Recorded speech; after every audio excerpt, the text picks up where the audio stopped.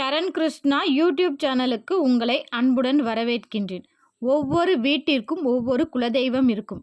அந்த குலதெய்வம் நம் வீட்டில் எப்படி நடமாடும், நடமாட்டத்திற்கான அறிகுறிகள் என்னென்ன அப்படிங்கிறத பற்றி தான் இந்த வீடியோவில் தெளிவாக பார்க்க போகிறோம். ஸ்கிப் பண்ணாமல் ஃபுல்லாக பாருங்கள். ஒரு வீட்டின் குலதெய்வம் என்பது தாய் தெய்வம், தலை காக்கும் தெய்வம். நமக்கு ஏதாவது ஒரு பிரச்சனைனா முதல்ல ஓடி வர தெய்வம் நம்ம குலதெய்வம் தான். அது மட்டும் இல்லை, நம்ம குலதெய்வத்தின் அனுகிரகம் இருந்தால் மட்டும்தான் எல்லா தெய்வத்தோட அனுகிரகமும் நமக்கு கிடைக்கும்.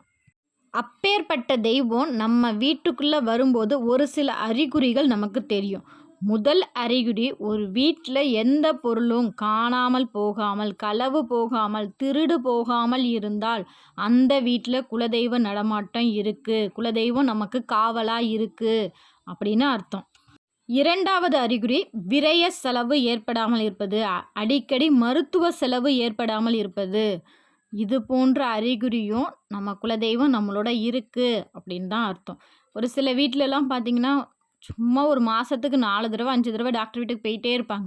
ஆனால் இதே இது ஒரு சில வீட்டில் பார்த்திங்கன்னா, குழந்தைக்கா அவள் நல்லா தான் இருக்கா, நாங்கள் ஆஸ்பத்திரிக்கு போய் 6-7 மாதம் ஆகுது, இந்த மாதிரியும் இருக்கும். விரைய செலவும் மருத்துவ செலவும் இல்லாத வீட்டில் குலதெய்வம் இருக்குது. இது வயதானவர்களுக்கும் கர்ப்பிணி பெண்களுக்கும் பொருந்தாது. மூன்றாவது அறிகுறி, உங்கள் வீட்டு பூஜை அறையில் நம்ம விழுந்து கும்பிடும்போது ஒரு நல்ல அதிர்வலைகளை நம்மளால் உணர முடியும். இந்த மாதிரி உணர்வு உங்கள் வீட்டு பூஜை அறையில் இருந்துச்சுன்னா கட்டாயம் குலதெய்வ நடமாட்டம் உங்கள் வீட்டில் இருக்குது. நான்காவது அறிகுறி, உங்கள் வீட்டு மாடியிலேயோ இல்லை நீங்கள் கீழே இருக்கும்போதோ வானத்தில் அடிக்கடி கருட பகவான் வட்டமிடுவதை காணலாம். உங்கள் வீட்டை சுற்றி கருட பகவான் வட்டமிடுவார். ஐந்தாவது அறிகுறி, பூஜை அறையில் சாமி படம் வைத்து நம்ம வணங்குவோம். அப்படி வணங்கும்போது அந்த படத்தை நம்ம பார்த்து வணங்கும்போது திடீர்னு அந்த படத்தில் ஒரு ஒளி தெரிவது, திடீர்னு சாமி முகம் சிரித்த மாதிரி கண் சிமிட்டுவது போல் தெரிவது. குலதெய்வ படம் இல்லாதவங்க, நம்ம ஏற்கனவே நம்ம சேனலில் நம்ம சொல்லியிருக்கோம், குலதெய்வத்திற்காக ஒரு சொம்பில் தண்ணீர் வச்சு அதில் மஞ்சள் போட்டு பூ போட்டு சந்தன குங்குமத்தில் பொட்டு வச்சு அதை குலதெய்வமாக பாவித்து நம்ம வணங்கணும் அப்படின்ட்டு. அந்த மாதிரி வணங்கும்போது அந்த நீர் குறைவதும் உங்கள் குலதெய்வ நடமாட்டத்தை உணர்த்துகிறது.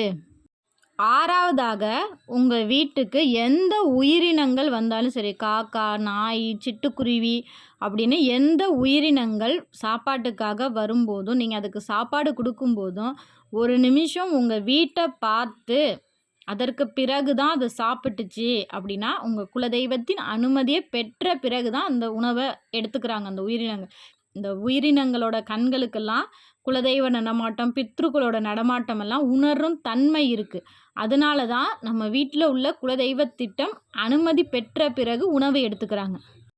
ஏழாவதாக, உங்களுக்கு ஏதாவது ஒரு தீங்கு வரப்போகுது, ஏதோ ஒரு கஷ்டம் வரப்போகுது, இந்த நேரத்தில் நீங்கள் வெளில போனால் உங்களுக்கு ஆபத்து அப்படின்னா வீட்டை விட்டு தாண்டும் போது கட்டாயம் அந்த நிலைப்படி தட்டும்.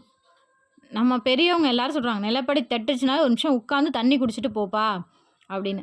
அது ஏன்னா அந்த நேரத்தில் நீங்கள் வெளியே போகும்போது உங்களுக்கு ஏதோ ஒரு கஷ்டமோ ஒரு தீங்கோ நடக்க போகுது. அது ஒரு 10 நிமிஷம் கழித்து போகும்போது அது விலகிவிடும். அப்படிங்கிறதுனால தான் அந்த நேரத்தில் அந்த நிலைப்படி தட்டும்போது உங்கள் குலதெய்வம் நிலைப்படியில் வாசம் செய்கிறாங்க. உங்கள் குலதெய்வத்தின் பரிபூர்ண அருள் இருந்தால் தான் இது போன்ற அறிகுறிகள்லாம் உங்கள் வீட்டில் தெரியும். எட்டாவதாக, பல்லி சத்தமிடுவது. இப்போ ஒரு சிலர் கேட்பாங்க, எங்கள் வீட்டில் நிறைய பல்லி இருக்குது ஆனால் சத்தமே போட மாட்டுது, எங்கள் வீட்டில் நல்லா பல்லி சத்தம் கேட்டுக்கிட்டே இருந்துச்சு ஆனால் திடீர்னு பல்லி சத்தம் கொடுக்க மாட்டுது அப்படின்னு.